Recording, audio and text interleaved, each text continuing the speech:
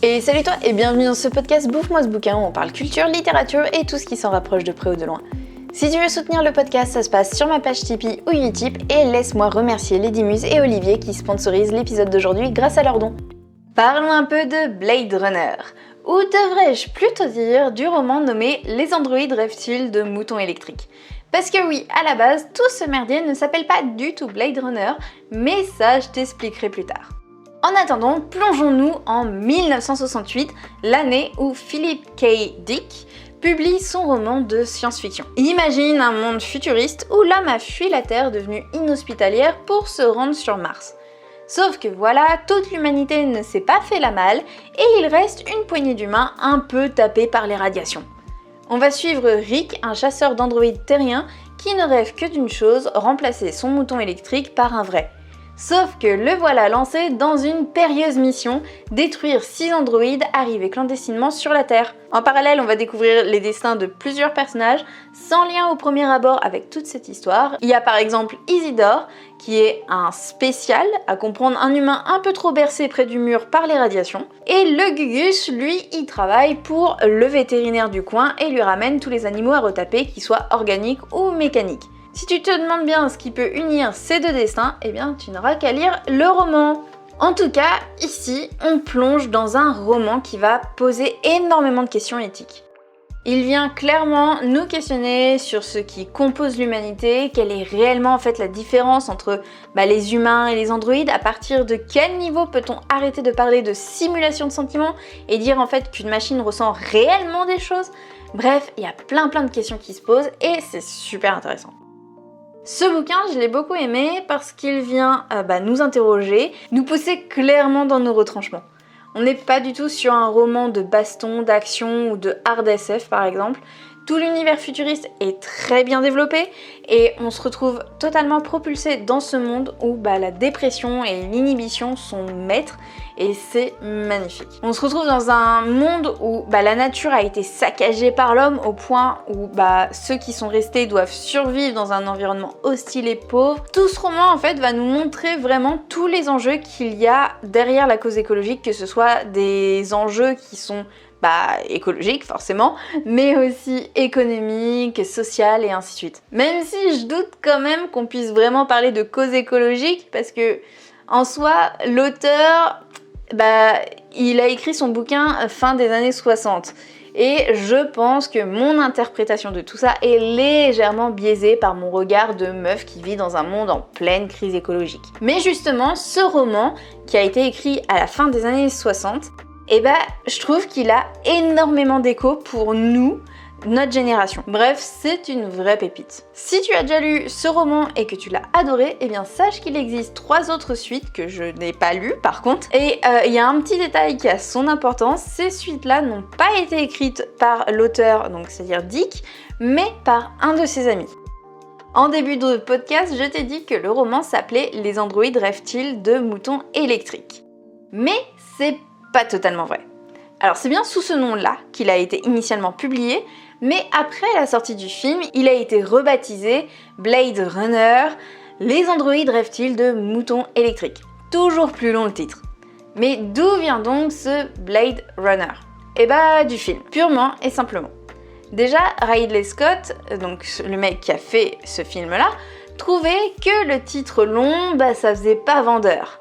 Mais plus encore, on se serait bien demandé quel en était le sens, vu que dans le film de Rick, il n'y a pas de mouton. De toute façon, Scott n'était pas à une différence près avec l'œuvre originale. Et puis, il aurait même pas pu savoir qu'il y avait une différence, vu qu'il n'a jamais lu le livre. Oui, tu as bien entendu. Le mec qui a adapté le roman au cinéma n'a absolument pas lu le bouquin. Alors, dans certaines sources, j'ai vu qu'il avait lu que le début, dans d'autres, il aurait même pas lu la première page. Toujours est-il qu'on comprend pourquoi les deux œuvres n'ont absolument rien à voir l'une avec l'autre. Parler d'une adaptation, c'est vraiment du foutage de gueule. Ou alors, vaut mieux dire adaptation très libre. Bon, ça répond pas à notre question tout ça. Pourquoi Scott a choisi Blade Runner comme titre ? Parce qu'il trouvait ça stylé, clairement. Et parce que y a un livre qui s'appelle comme ça, justement. Par contre, le livre ne parle pas du tout de la même chose, donc on se demande bien pourquoi il a été prendre ce titre-là. S'il voulait absolument pondre un film qui se nommait Blade Runner, il avait qu'à adapter l'autre roman, hein. C'est pas comme s'il tenait absolument à faire une adaptation fidèle de l'œuvre de Dick. Tu l'auras compris, beaucoup de différences entre le roman et le film. Et qu'est-ce qu'en a pensé Dick, l'auteur du bouquin? Bah pas grand-chose vu qu'il est mort 3 mois avant la sortie. Et ouais, c'est ballot. En tout cas, l'ambiance lors du tournage, elle est pas folichonne. Harrison Ford, qui a le rôle principal, a clairement dit qu'il avait détesté l'expérience.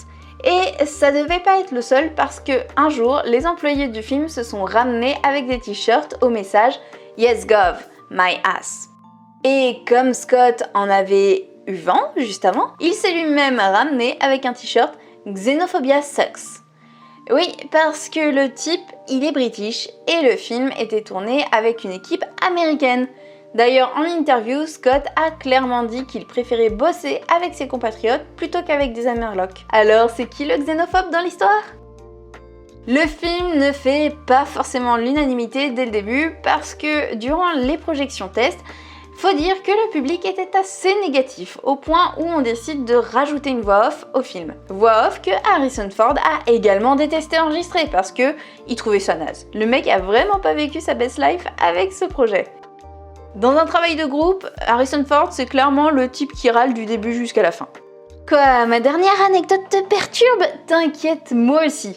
J'ai même cru en fait que je devenais sénile quand je l'ai lu parce que je venais tout juste de me taper le film et là je me suis dit la voix off? Mais quelle voix off? Bon, apparemment, elle se représente uniquement pour le marché américain, si j'ai bien compris. Donc c'est pour ça que tu n'as absolument aucun souvenir de cette voix off. Je te disais qu'il y a beaucoup de différences entre le film et le livre. Et la dernière fois que j'ai dit ça en podcast, mon mec m'a reproché de ne pas m'être assez penché sur les différences et de ne pas les avoir détaillées. Oui, parce que mon mec écoute mes podcasts quand il est seul dans la voiture apparemment. Et je sais qu'il écoutera ça, donc j'en profite pour passer un message. Je ne veux plus jamais t'entendre dire que je suis chiante à parler tout le temps, hein, parce que quand je suis pas là, tu lances un enregistrement de ma voix pour t'occuper. Donc soit tu es trop fan de moi, soit tu aimes te torturer. Bon, maintenant que cette parenthèse est faite, je vais me lancer dans les différences qu'il peut y avoir entre les deux. Et je vais te dire pourquoi je trouve que le livre est génial à côté de son adaptation. En début de podcast, je t'ai dit que le bouquin lançait pas mal de réflexions intéressantes, nous questionner sur la notion d'humanité. C'est un roman qui vient vraiment te faire réfléchir. Alors que le film, on pourrait résumer ça à Pampan, méchant androïde mouru. Et non, je refuse qu'on me dise que j'exagère. C'est assez basique quand même. De toute façon, en dehors de l'intrigue mission extermination androïde, il n'y a pas grand chose d'autre, alors que le roman, lui, présentait une société futuriste sous plein d'aspects différents. C'était complet et abouti. Là, c'est un film d'action futuriste, quoi. Je sais, je suis jamais objective quand je parle d'un truc, mais c'est plus fort que moi. Je déteste la science-fiction futuriste et j'ai adoré ce roman. Donc ça montre bien que, il sait sortir des sentiers battus, non ? Voilà, c'est tout pour aujourd'hui. J'espère que cet épisode t'aura plu. En tout cas, moi je te dis à la semaine prochaine. Je t'embrasse fort. C'était Mélanie.